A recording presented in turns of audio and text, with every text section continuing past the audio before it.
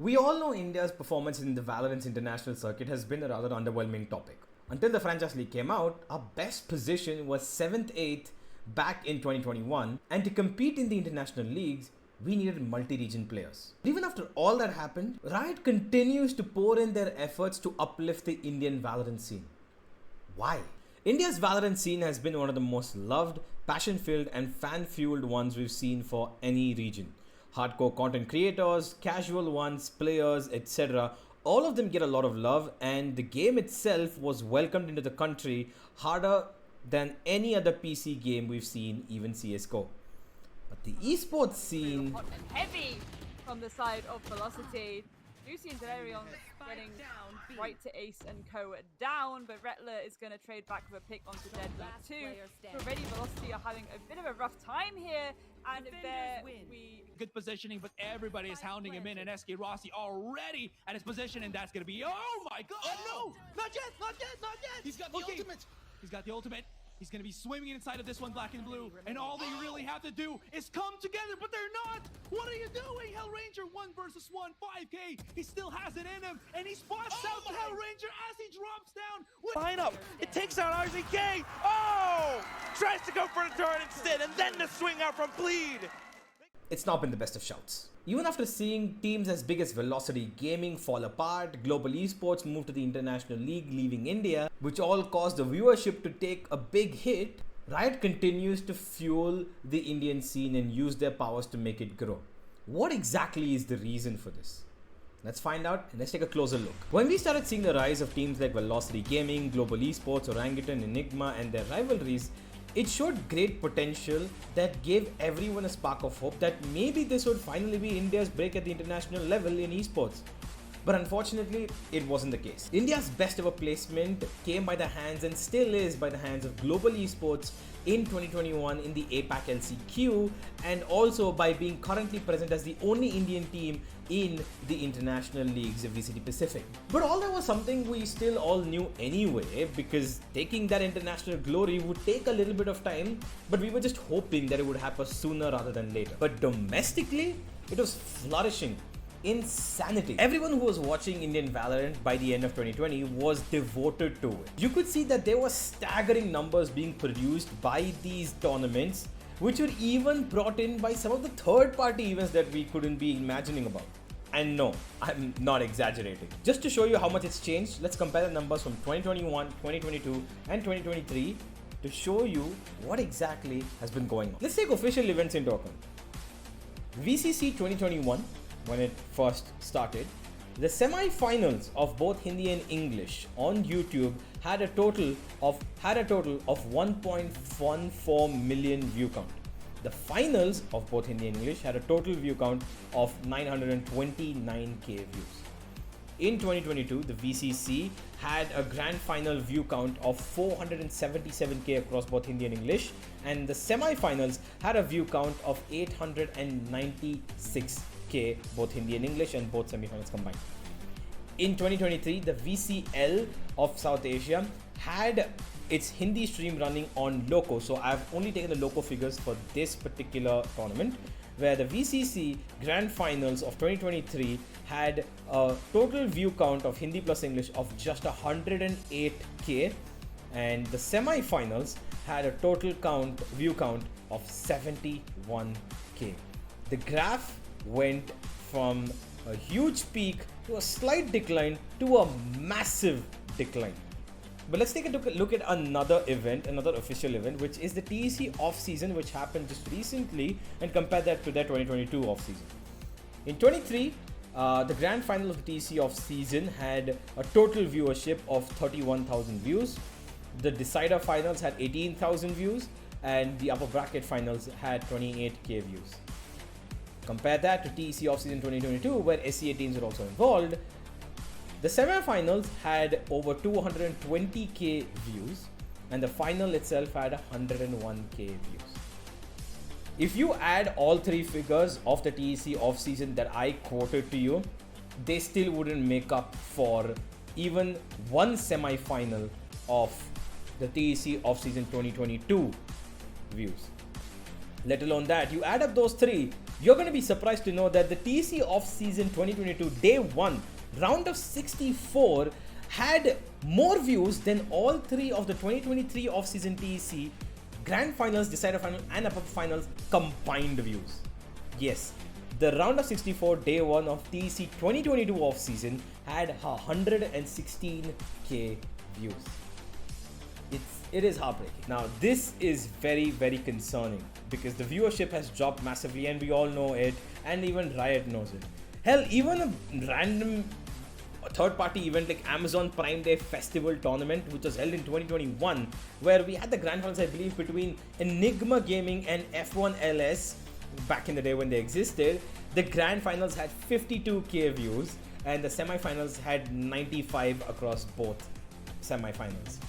These views are more than potentially the VCL 2023 semi-finals. It is staggering to see how low it's come down. An Amazon Prime Day Festival tournament is competing with VCL 2023 viewership. It shouldn't be the case, but it is, unfortunately. Since the announcement of the franchise leagues and the basic elimination and disappearance of third-party tournaments across India because of Riot's rules, the game and the esports system took a pretty big hit in our region. But even after all of this, Riot still keeps pushing for Indian VALORANT to keep growing. Why? How, you may ask, right? Let me give out a couple of observations that I've made. Firstly, the Harbor Community Event. A one-of-its-kind event that was a community experiential event that was not only showcasing Harbor's entry into VALORANT, but celebrated him with prominent personalities like Mortal, Scout, Tanmay Bhatt, Abhish Matthew, and so many more. People from the upper ends of Riot were also present for this event. They had a mini concert with the artists who created his catchy song I Am the Raja, a cosplay by Ankit Pant aka Venom, and so much more. It was an event like none other we'd seen, with so much being put into it by Riot themselves. Yes, Riot conducts community events like this across the globe for every region that they've got an event or a map out of, but this was clearly something special. It was different. To get such big personalities for an event which is just the release of an agent, we've not seen something like this happen usually with other regions. This was something special. And it was a first of its kind event which even had 200,000 views on its event stream. They did this specifically for India. They wouldn't host an event to that scale, calling personalities of that level, without having plans to actually flourish the game in this region. Secondly, off-season events. If Riot are trying to push and make off-season events happen in a region that is considered to be weaker in the most international circuits there are, then there definitely must be a reason because they wanted to grow. There are some events which we've heard rumors about as well, like this tweet right here from Tanmay Matre, where he spoke about an event that could be coming in, which is not exactly GXR. I'm not quite sure what this is, but if this event is actually coming to be, then maybe we could see some other events as well that Riot have planned. Why would they keep pushing it in India as much as they want to without having some sort of a growth plan for this? Apart from this, Riot have also seen the potential that Indian VALORANT has shown, the Indian audience has shown for this game. With numbers like what we saw in the videos before, the live streams that they've pulled off, with crossing over 1 million views in just 2 semi-final games, being able to go to that distance, they know that the potential lies in India for this esport. It's just that it's gone down and they need to bring it back up. They're trying to dig that potential until they can, and that is exactly why they're putting all the efforts that they can. And why this effort is still being put even though the numbers have gone down? It's because the numbers have not really gone down on the creator side of things, right? When you look at Binks, you look at TbOne, their numbers have not dwindled down. Their numbers are still growing. Every time they play VALORANT is when their most watching comes through. Why is that they get the watching? Because yes, they are creators, of course, they entertain people, but the esports side has declined down. But when Binks or TbOne do watch parties of these esport events, their watching goes even more up than they actually used to get when they themselves play the game. Which means potential exists, but it just needs to be exploited in the right way to bring it to the esports sector directly. Thirdly, Premier and the player base itself. VALORANT's player base in India has been and is a lot bigger than what you would think. There's a huge pool of players that we know that hasn't even been exposed to esports or even knows what VALORANT esports is. They just play the game for the fun of it, they play for the casual side of it, and they enjoy it. And we all know that India has one of the bigger player bases in the world because of our population, because of the way we've seen the rise of laptops going out and people being, encouraged to try the game out by multiple of these brands and calling out their, customers to maybe try Valorant, see how it works, and they collaborated Valorant to sell these laptops as well so that they can improve, gaming in India as well as a whole with their business. And that number is something that we might not exactly know, but we know it's huge because of our population. According to Times of India, in an article they posted in conversation with Jake Sin, APAC head of Valorant Esports, and Arjun Rajappa, the country manager at Riot Games India and South Asia, there is an average population of 14 million players playing Valorant every month, and India and South Asia is one of the most active chunks of that population. And that is big news, because if they know that this number is huge, that's probably why they're trying to exploit the potential. If there's, let's say, 1 million or maybe 2 million players playing from India, there's a huge amount of population that is playing from India and it's constantly growing, then we might have our next esports superstars in the next 5 to 6 years who we might not have seen yet because they're not exposed to the esports world. And Riot want to bring that out through Premier and the player base that is constantly expanding in our region. In a country of 1.3 billion and growing, where the majority of the population is less than the age of 30, there are bound to be at least another 20, 30, 40 players who will be coming up to replace the ones that we currently have, or join them maybe to showcase what India could do in Valorant, maybe overtake the world like China did. But maybe we're just a little bit behind because we need a little bit more growth, a little bit more infrastructural help, and that Riot are providing for us and probably will continue to do so. Lastly, and probably something that might not be directly connected, but it might be a lot more important than we think, Valorant Mobile. Yes, Valorant Mobile could be one of the major reasons. And I tell you why, because everyone and their mother knows that India has one of the most powerful and impactful smartphone and mobile esports markets in the world. It's unnervingly big. BGMI and Free Fire are at a whole other level when it comes to the esports ecosystems in India itself, and Riot might be wanting to disrupt that. Why and how, you may ask, and how do they see to disrupt such a big industry which is dominated by BGMI and Free Fire? Okay, let me tell you something. If you're a BGMI fan or a player who's, let's say, been following PUBG Mobile esports and has been watching BGMI content creators, streamers for the last couple of years, and if you follow people like Mortal, Scout, any of those big BGMI content creators and streamers who are out there, you too know very well that they were allured by the Valorant project in the last 3 years during the ban of PUBG Mobile and BGMI. They ended up loving the game and enjoying the game, which also translated to a huge base of their fans doing the same. BGMI players flocked to Valorant, they started growing up, which means they could they could ask their parents for laptops, saw it as another great game that they could play and share moments with their favorite creators who are all primarily from the BGMI world.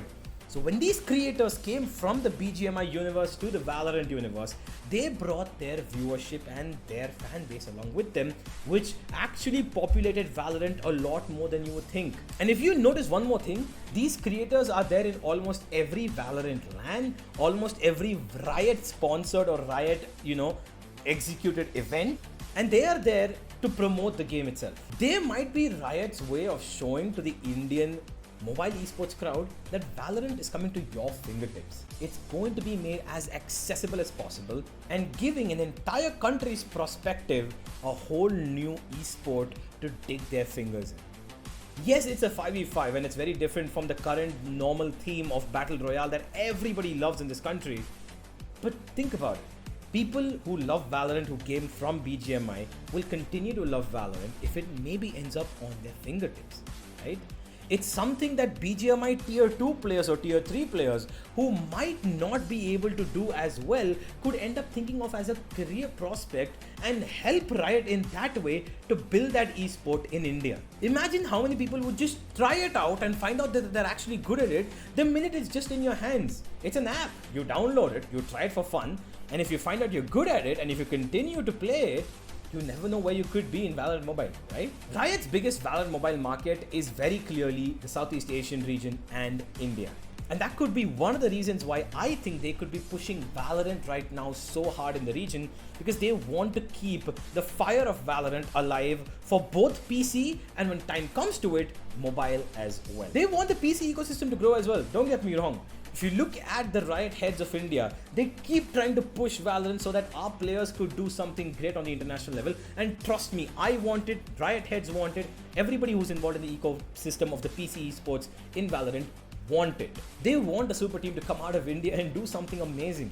But this alluring project of getting Valorant to be marketed through BGMI creators when they didn't even really think about it. It came at a time when the game was banned. They found an opportunity, they took great use of it because the creators themselves were attracted to the prospect of Valorant being a very good game. And because these creators are too big to ignore, Valorant used that opportunity to market their game as much as they can and make sure that they got in the right minds at the right time and gave everybody an opportunity to see how good Valorant is on PC and how it could be if it comes to the mobile region. Valorant's introduction to India gave everybody a new game that they were able to flock to together, whether you're a mobile player or a PC player. It even seemed alluring to every pro player out there who was playing CSGO, because the scene of CSGO was practically dead back then, and it gave everybody a whole new career to focus on. And most of them, almost everybody, did that. It was something that could and did revive and give a potential look through the keyhole of what the PC esports scene in India could actually be back in 21 and early 22. Now that it's in its worst period yet, Riot are actually trying to keep the boat afloat. They want the PC Valorant version to grow. They want it to sustain. They want it to be one of the best out there. Riot gives its love and it's evident to us. We're looking at it. All we need to do maybe is reciprocate a little.